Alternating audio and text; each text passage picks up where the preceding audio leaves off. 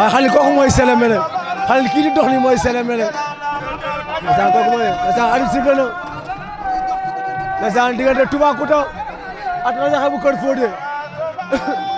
ndeysaan Toubacouta ak Radiakhé bu Kër Fodé 120 kilos ndeysaan Thiès ak Kaolack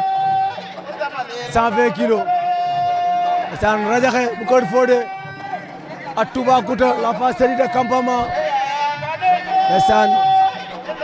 ndeysaan ndeysaan waaw Radiakhé Toubacouta Radiakhé ak Toubacouta Radiakhé ak Toubacouta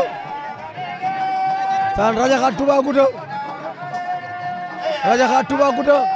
Radiakhé ak Toubacouta Radiakhé ak Toubacouta Radiakhé ak Toubacouta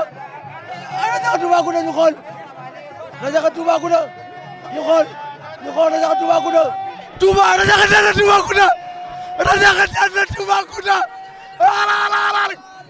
Radiakhé Kaolack en finale Kaolack en finale ndeysaan Kaolack en finale